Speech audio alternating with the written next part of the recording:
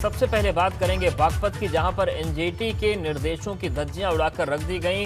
अवैध खनन चल रहा है। एनजीटी की रोक के बावजूद सकरोध में अवैध खनन जारी है। एचएसएम होल्डिंग नाम की कंपनी लगातार अवैध खनन कर रही है। एनजीटी ने 2019 में ही खनन पर रोक लगाने के निर्देश दिए थे। खनन माफिया शिव कुमार कसाना के लोगों की देखरेख में ये खनन चल रहा है। बीते महीने यूपी पॉल्यूशन कंट्रोल बोर्ड के अध्यक्ष ने भी डीएम को पत्र लिखकर यहां पर खनन बंद कराने के निर्देश दिए थे, लेकिन सवाल यह है कि आखिर किसकी रहमत पर यह खनन चल रहा है, आखिर कौन है मददगार। यहां पर डीएम ने कार्रवाई नहीं की, खनन पर रोक नहीं लगाया गया और डीएम ने इस पर अभी तक कोई कार्रवाई नहीं की है। जानबूझकर जिला प्रशासन पर कंपनी को फायदा पहुंचाने का आरोप लग रहा है। प्रतिबंधित पोकलैंड और जेसीबी मशीनों से लगातार खनन चल रहा है और खनन माफिया शिव कुमार कसाना के लोगों की देखरेख में अवैध खनन जारी है। सवाल यह है कि आखिर जिला प्रशासन इस अवैध खनन पर मौन क्यों है, ये सबसे बड़ा सवाल है। और बताया जाता है कि शिव कुमार कसाना पश्चिमी उत्तर प्रदेश के माफिया मदन भैया का खास गुर्गा है। देखिए किस तरीके से अवैध खनन का सिलसिला जारी है। बागपत की तस्वीरें हम आपको दिखा रहे हैं, जहां पर एनजीटी ने 2019 में ही खनन पर रोक लगाने के निर्देश दिए थे। बीपी गंगा संवाददाता राजीव हमारे साथ जुड़ गए हैं। राजीव, इस पूरे मामले पर क्या पूरा जिला प्रशासन मौन है, सबने आंख बंद कर ली है?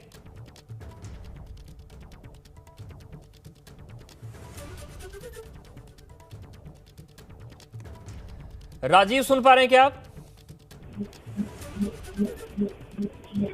तो राजीव संपर्क करने की कोशिश करेंगे, लेकिन आपको बता दें कि बागपत में अवैध खनन चल रहा है। अवैध खनन के मामले में कार्रवाई न होने के बाद जिला प्रशासन पर सीधे सवाल उठ रहे हैं, क्योंकि एनजीटी ने 2019 में ही खनन पर रोक लगाने के निर्देश दिए थे। खनन माफिया शिव कुमार कसाना के लोगों की देखरेख में खनन चल रहा है। राजीव हमारे साथ जुड़ गए हैं। राजीव, ये खनन कब से जारी है और आखिर जिला प्रशासन इस पर मौन क्यों है?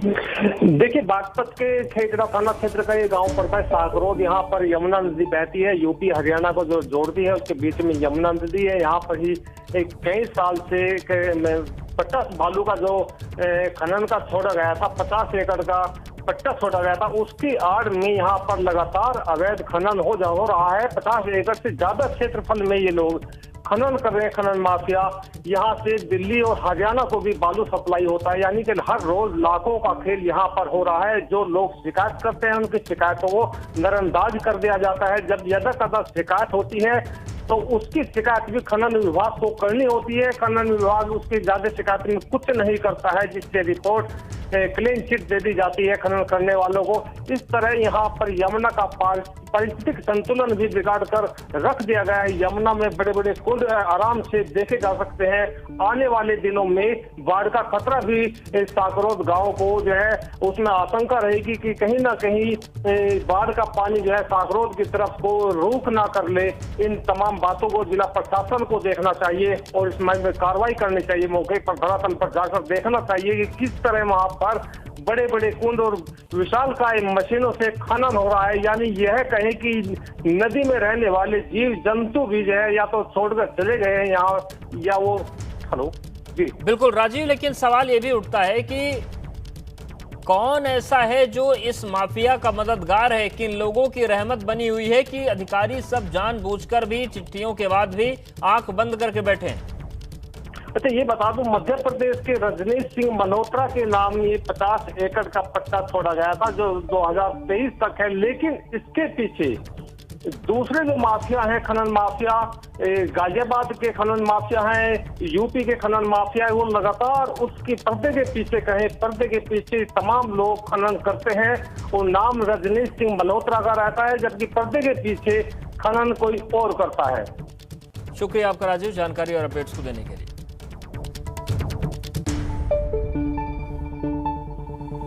तो बागपत की तस्वीर आपको हम दिखा रहे हैं, जहां पर एनजीटी के निर्देशों की धज्जियां उड़ी हुई हैं और सकरोध में ये अवैध खनन जारी है। तो खनन माफिया लगातार अपना काम कर रहे हैं। एनजीटी की रोक के बाद भी अवैध खनन का खेल जारी है। एचएसएम होल्डिंग नाम की कंपनी लगातार अवैध खनन कर रही है। एनजीटी ने 2019 में खनन पर रोक लगाने के निर्देश दिए थे, लेकिन खनन माफिया शिव कुमार कसाना के लोगों की देखरेख में खनन लगातार जारी है। पिछले महीने यूपी पॉल्यूशन कंट्रोल बोर्ड के अध्यक्ष ने भी डीएम को पत्र लिखकर खनन बंद करवाने का निर्देश दिया था, लेकिन कोई कार्रवाई नहीं की गई और जानबूझकर कंपनी को फायदा पहुंचाने का आरोप लग रहा है।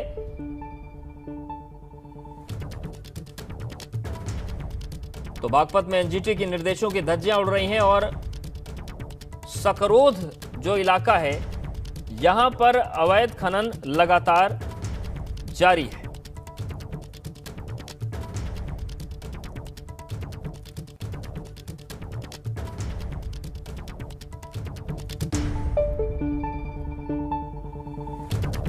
तो बागपत की तस्वीरें आपके सामने हैं और बागपत में सकरोध जो क्षेत्र है वहां पर खनन चल रहा है। एनजीटी की रोक के बावजूद सकरोध में अवैध खनन जारी है। एचएसएम होल्डिंग नाम की कंपनी लगातार खनन कर रही है और आपको बता दें कि सबसे महत्वपूर्ण बात जो है वो ये है कि एनजीटी यानी कि नेशनल ग्रीन ट्रिब्यूनल ने 2019 में ही खनन पर रोक लगाने के निर्देश दिए थे, लेकिन बावजूद इसके ये खनन जारी है, रोकने वाला कोई नहीं है।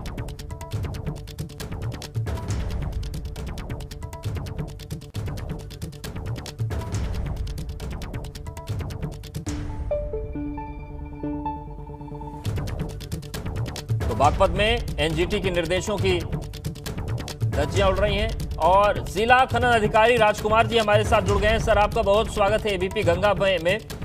ये सकरोध क्षेत्र में सर ये जो खनन हो रहा है क्या ये वैध है? वैध।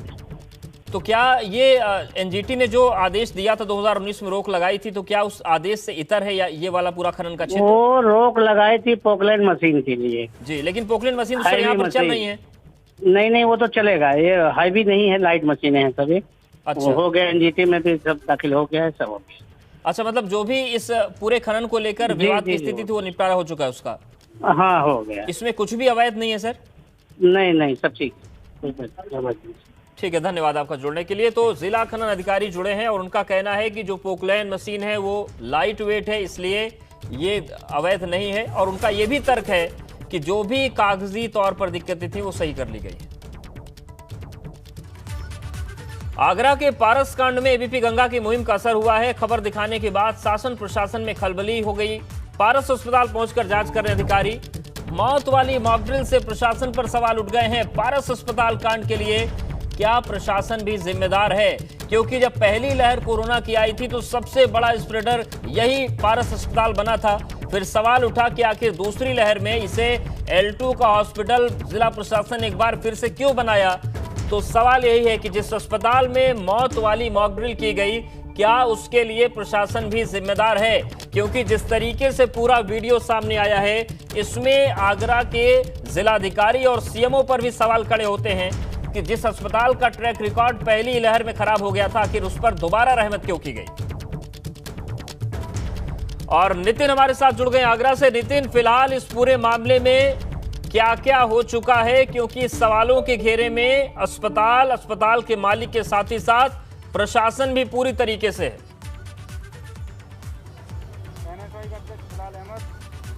देखिए अवधेश, न केवल इस पूरे मामले में अस्पताल संचालक सवालों के घेरे में है, सवालों के घेरे में है जिलाधिकारी पीएन सिंह। जब जिस अस्पताल ने कोविड-1 के दौरान आगरा समेत 10 जिलों में मौत बांटी थी, 10 जिलों में कोविड फैलाया था, उस अस्पताल को खुद प्रशासन ने महामारी अधिनियम में सील किया था। उसको किस आधार पर उसको दोबारा से कोविड अस्पताल बनाया गया? और जिस तरीके से जो वीडियो वायरल हो रहा है जिसमें खुद अरिंजय जैन मौत की मॉकड्रिल चलाने की बात कर रहा है, कई सारे गंभीर सवाल खड़े हो रहे हैं। गंभीर सवाल न केवल अस्पताल संचालक पर खड़े हो रहे हैं, वहीं दूसरी तरफ जिलाधिकारी पर सवाल खड़े हो रहे हैं। अब जिलाधिकारी ने कहा है कि 4 मौतें 26 तारीख को हुई हैं, लेकिन 7 से 8 ऐसे केसेज हमारे सामने हैं जिन्होंने ये स्पष्ट कर दिया है कि उनके परिजनों की 26 तारीख को मौत हुई थी। तो जब सांसों की एक एक नाजुक डोर के लिए कोई भी जो पेशेंट है संघर्ष कर रहा था, उनके तीमारदार ऑक्सीजन की जुगत करने में जुटे हुए थे, तब किस तरह से 5 मिनट ऑक्सीजन को बाधित करना सीधे कहा जाए एक बहुत बड़ा क्राइम है। और अब इस मामले में मजिस्ट्रियल जांच के आदेश हो गए हैं। आप देख सकते हैं कि लगातार कई थानों की फोर्स यहाँ है, अंदर एडीएम सिटी हैं उनको जांच दी गई है। एसएसपी आगरा मुनिराज अंदर हैं, एसपी सिटी हैं। और अब लगातार इस मामले में राहुल गांधी, प्रियंका गांधी ने भी ट्वीट किया है। लगातार पूरे देश में इस मामले पर लगातार रिएक्शंस आना शुरू हो गए हैं। किस तरह से राहुल गांधी ने कहा है, चाहे ऑक्सीजन हो या मानवता, इस सरकार में दोनों चीज़ें बेमानी हैं। तमाम कांग्रेसी भी हमारे साथ हैं, उनसे भी बात करेंगे। आप बताइए अमित जी, क्या कहना चाहते हैं? आपने भी आज न्यू आगरा थाने में हत्या का मुकदमा दर्ज करने के लिए तहरीर दी है, क्या लगता है क्या कार्रवाई होगी? इस हॉस्पिटल, इससे पहले भी इस हॉस्पिटल को सील किया जा चुका है और कोविड के मामले में इस पे आरोप था कि इसने पूरे मंडल में संक्रमण फैलाया। और दोबारा जब दूसरी लहर आई तब इसमें फिर एक बार इसे कोविड सेंटर बना दिया गया। तो ये बहुत बड़ा सवाल है। इसमें शासन प्रशासन पूरी तरीके से लिप्त है। अगर लिप्त नहीं होता तो अरिहंत जैन अभी तक गिरफ्तार होता, हॉस्पिटल सील हो गया होता। इसमें प्रथम दृष्टया के आधार पर आगे भी लड़ाई रहेगी कांग्रेस से। जब तक इसके खिलाफ कार्रवाई नहीं होती है तो कांग्रेस पूरी तरह से लड़ेगी भी, आंदोलन करेगी। और जब तक इन लोगों को न्याय नहीं मिल जाएगा पीड़ितों को, तब तक कांग्रेस क्या मतलब हमारे अध्यक्ष जी भी आगरा आने के लिए हैं।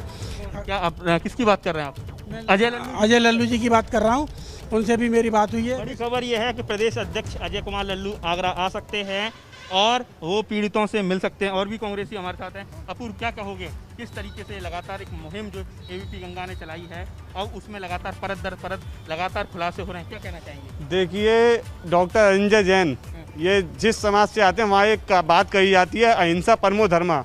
अहिंसा परमो धर्मा के उपासक ही इस बात को, मानवता को शर्मसार कर रहे हैं। और मैं ये सीधे सीधे आपके साथ दावे के साथ कह रहा हूँ, इनके सत्ता के दिल्ली के साथ, दिल्ली से लेकर लखनऊ इनके सारे कनेक्शन हैं। इनको प्रशासन पूरा बचाने की कोशिश करे। हमारे साथ वो व्यक्ति भी है जिन्होंने अपने पिता को खोया है। 26 तारीख को वासुदेव चावला की मौत हुई है, अशोक चावला, उनके पीड़ित बेटे हमारे साथ हैं। आपको क्या लगता है? कांग्रेसी आरोप लगा रहे हैं कि सत्ताधारी इनको बचा रहे हैं, क्या लग रहा है? ये बिल्कुल सत्य है। और अभी ही मुझे थोड़ी सी एक जानकारी मुझे ये मिली है कि इस हॉस्पिटल में जो पैथोलॉजी चलती है, जिसमें ये जांचें भेजते हैं, ये एक सत्ता पक्ष के एक राज्य मंत्री हैं, उनकी पुत्र वधू की इसके अंदर चल रही है। ये जानकारी अभी मुझे मिली है।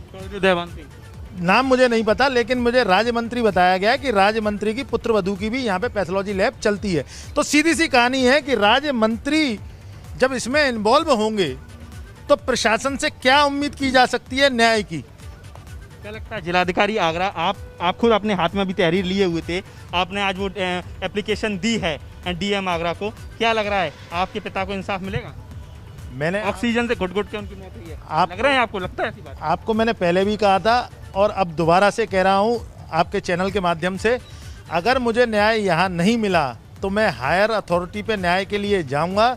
जब तक मैं चैन से नहीं बैठूंगा, मेरे पिताजी के हत्यारे जब तक सलाखों के पीछे नहीं चले जाते हैं, तब तक मैं जो है शांति से नहीं बैठूंगा, चाहे मुझे आगरा से बाहर हायर अथॉरिटी के पास क्यों ना जाना पड़े। भी लोग हमारे साथ हैं, लगातार एक कारवां बन रहा है। जिस तरीके से कोरोना काल में आपदा में अवसर तमाम अस्पताल संचालकों ने बनाया है, धरती के भगवान जिन्हें कहा जाता है। एक चीज और जानना चाहते हैं, जो अधिकारी पहुंचे ये कब से पारस अस्पताल के भीतर हैं और क्या कुछ अंदर हो रहा है? देखिए, इस समय मैं अरिंजा हॉस्पिटल के बाहर मौजूद हूँ। 2 घंटे से ज़्यादा का वक्त हो चुका है, चूँकि इस मामले में स्वास्थ्य मंत्री जय प्रताप सिंह ने कहा है, खुद कल एबीपी गंगा पर एक वालिया बयान दिया है कि ये अस्पताल पहले भी बदनाम रहा है, पिछले साल भी इसको सील किया गया। तो सवाल ये उठता है कि आज अरिंजा जैन ने कहा है कि हम स्वास्थ्य मंत्री के स्पेशल सेक्रेटरी से मिले थे और उन्होंने इसको खोल दिया। सवाल उठता है कि प्रभु नारायण सिंह आखिर क्यों इसे बचा रहे हैं? महामारी अधिनियम की धारा 188, 269, 70 में पिछले साल भी लगातार कहा जाए गंभीर लापरवाही के लिए इनको इस अस्पताल को सील किया गया था। तो आखिर किस आधार पर कोविड अस्पताल का इसको दर्जा दिया गया? सवाल ये भी खड़ा होता है कि जब 50 की तादाद में इसकी कैपेसिटी है तो बेड कैसे बढ़ा सकता है और 96 मरीज कैसे भर्ती थे? अब सवाल कई सारे खड़े हो रहे हैं। सवाल इसलिए खड़े हो रहे हैं कि आखिर प्रशासन क्यों इसको बचाना चाहता है। अब स्वास्थ्य मंत्री ने इस मामले में ये कहा है, अगर उनके पास शिकायत पहुंचती है तो वो उच्च स्तरीय जांच इसमें गठित करेंगे। डिस्ट्रिक्ट मजिस्ट्रेट ने अपने स्तर पर इस पूरे अस्पताल में लगातार यहाँ इंक्वायरी सेटअप कर दी है। प्रभाकांत अवस्थी एडीएम सिटी से लेकर एसएसपी मुनिराज जी और एसपी सिटी रोहन बोत्रे यहाँ अंदर हैं, इंटेरोगेशन चल रहा है। सवाल यह है कि मौत की मॉकड्रिल चलाने का अधिकार एक अस्पताल कैसे कर सकता है और किस तरह से बड़ी बेहयाई से वो कह रहा है कि हमने 22 हमने एक मॉक ड्रिल की और उसमें ये देखना चाहा कि कौन से मरीज बचेंगे, कौन से मर जाएंगे। उसमें वो कह रहा है कि 5 मिनट के भीतर वो नीले पड़ गए। ये सवाल बताता है कि जिनको धरती का भगवान कहा जाता है, आखिर कोविड काल में जब अंदर मरीज के तीमारदार नहीं जा सकते थे तो किस तरीके से क्या ट्रीटमेंट चल रहा है, क्या नहीं चल रहा है। लगातार मौतें हो रही हैं, उनको दवाइयां दी जा रही हैं, नहीं दी जा रही हैं। ये सवाल अब जिस तरह की घटना, इस तरह की वीडियो, लेकिन एक सवाल और भी उठता है कि जब इस तरीके की बातें सामने आ गई है, एबीपी गंगा लगातार मुहिम चला रहा है, तमाम मरीज जिनका इलाज पारस अस्पताल में चल रहा होगा, उन लोगों ने भी इस खबर को देख लिया होगा, पढ़ लिया होगा, उनमें भी डर होगा कि कोई और मॉक ड्रिल तो नहीं चल रही यहां पर।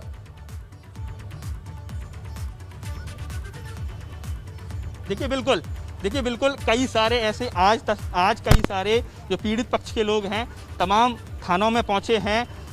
डिस्ट्रिक्ट मजिस्ट्रेट को उन्होंने एप्लीकेशन दी है। इसके साथ क्योंकि किसी भी अस्पताल संचालक के खिलाफ अगर कोई पीड़ित शिकायत करता है तो उसकी एक जांच की जाती है, सीएमओ कमेटी गठित करते हैं और उनकी संतुष्टि के आधार पर ही मुकदमा दर्ज होता है। डायरेक्ट एफआईआर दर्ज नहीं होती है, ये एक नियम है।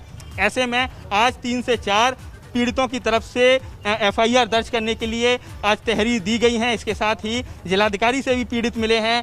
कांग्रेस ने इस मामले में स्टैंड लिया है। प्रियंका गांधी, राहुल गांधी ने इस पर बयान जारी करते हुए सीधे सवाल खड़े किए हैं। तो आप समझ सकते हैं कि किस तरीके से लगातार हमने पहले भी दिखाया है, सिनर्जी प्लस अस्पताल में एक मरीज को 15.5 लाख का बिल बना दिया जाता है। 10 घंटे तक उस डेड बॉडी को बंधक बनाया जाता है। तो शव का सौदा करने वाले शैतान अगर इन कहा जाए इस कोविड के दरमियान, जिनके लिए लगातार जिनको धरती का भगवान कहा जाता है, आप समझ सकते हैं कि किस तरीके से भौतिकवादी युग में हर चीज पैसे से जोड़ी जा रही हैं। अस्पताल संचालक, डॉक्टर के लिए जो सबसे ज़्यादा प्रायोरिटी किसी भी मरीज को बचाने की होती है, शायद उससे ज़्यादा पैसा अहम हो गया। तमाम लोग हमारे साथ हैं। आप बताइए, जिस तरह से ये वीडियो वायरल हो रही है, घटना बढ़ रही है, पूरा क्या कहना चाहेंगे आप? क्या लगता है इसमें? मैं जो समझता हूँ, जब डॉक्टर खुद ही स्पष्ट कह रहा है कि 22 लोगों पे मैंने रिसर्च किया है, तो वो साफ जाहिर हो रहा है कि वे दोषी है और वो हमारे साथ वो व्यक्ति भी हैं, इनकी पत्नी की 15 तारीख को मौत हुई थी और ये काफी गंभीर आरोप लगा रहे हैं। बहुत संक्षिप्त में बताइए किस तरीके से आप हॉस्पिटल को दोषी मान रहे हैं जब ये पूरा खुलासा हुआ है? ये जानबूझ के मेरी मिसेज के साथ मर्डर हुआ है। एक मशीन आया था HFNC, जो कि मैंने अपनी मिसेज पर नहीं लगने दिया। इन्होंने उस पर ज़बरदस्ती लगाया, एक्सपेरिमेंट करने की कोशिश की और मैंने उसको हटवा दिया। दूसरे ही दिन उनकी मौत हो जाती है। सुबह रात को मैं 2 बजे चाय पिला के जा रहा हूँ अपनी मिसेज को और सुबह आके मुझे न्यूज़ मिलता है कि आपकी मिसेज एक्सपायर हो गई। अच्छा। और यहाँ पे चोरी भी होता है, यहाँ पे मेडिसिन चोरी होता है, सीधा यहाँ से जाता है उधर, उधर से आता है, सीधा बेच रहे हैं यहाँ पे लोग मेडिसिन। मैंने खुद लोगों को बेचते हुए देखा है। इसको लिए मैंने क्लियर किया, डॉक्टर उपेंद्र को जाके बोला मैं कि आप वीडियो में चेक करिए, यहाँ से पूरा उसका दवाई का लिफाफा। 1000 की दवाई होगी सर? 20,000 20,000 की, क्योंकि बहुत सारा दवा एक साथ निकाल के इन्होंने छाप के दिया था मुझे। रात बनाए रखिएगा। इस बड़ी खबर पर लगातार एबीपी गंगा की निगाहें बनी हुई हैं, क्योंकि मामला बहुत बड़ा है, लोगों की जान से जुड़ा हुआ मसला हुआ है और एबीपी गंगा की खबर के बाद खलबली भी है। तमाम अधिकारी इस वक्त पारस अस्पताल में मौजूद हैं और 2 घंटे से ज्यादा का वक्त हो गया, अंदर जांच और पूछताछ चल रही है। देखने वाली बात होगी कि बड़ा एक्शन कब होता है। और अब बात करते हैं कुशीनगर की, जहां पर लव जिहाद का सनसनीखेज मामला सामने आया है। गोरखपुर के रहने वाले युवक ने हाटा कोतवाली क्षेत्र की रहने वाली युवती को अपना नाम सोनू शुक्ला बताकर पहले प्रेम जाल में फंसाया और उसके बाद उसे नशीली दवा देकर दुष्कर्म किया, वीडियो बनाया, फोटो ली और इसके बाद मुस्लिम युवक हिंदू युवती को मुस्लिम धर्म स्वीकार करके शादी करने का दबाव बनाने लगा। युवती को जब पता चला कि युवक मुस्लिम है तो उसने शादी से इनकार कर दिया, जिसके बाद युवक ने युवती के अश्लील वीडियो और फोटो युवती के रिश्तेदारों और परिचितों को भेजना शुरू कर दिया। ये मामला सामने आया है।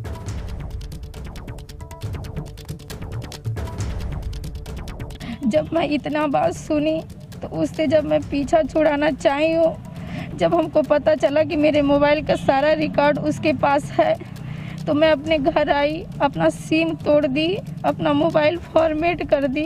तो वो मेरे दीदी के मोबाइल पे कॉल करके मुझे परेशान करने लगा कि तुम मेरे घर आओ, हमसे संबंध बनाओ, जब तक तुम्हारी शादी नहीं हो जाती है तब तक तुम मेरे साथ रहोगी और नहीं तो तुम धर्म परिवर्तन करो, मेरे साथ शादी करके रहो, मैं तुम्हारी ज़िंदगी बर्बाद कर दूंगा।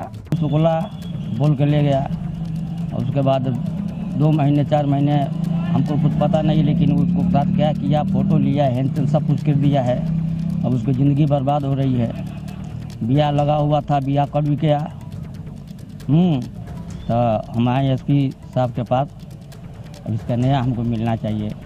लड़की का कहना ये है कि उक्त युवक के द्वारा उसको जहरी नशीला पदार्थ खिला करके उसके साथ बलात्कार की घटना कारित की गई तथा उसको फोटो एवं वीडियो बना लिया गया। उक्त फोटो एवं वीडियो को वायरल करने की धमकी दे करके उसको ब्लैकमेल किया जाता रहा और कई बार उससे शारीरिक संबंध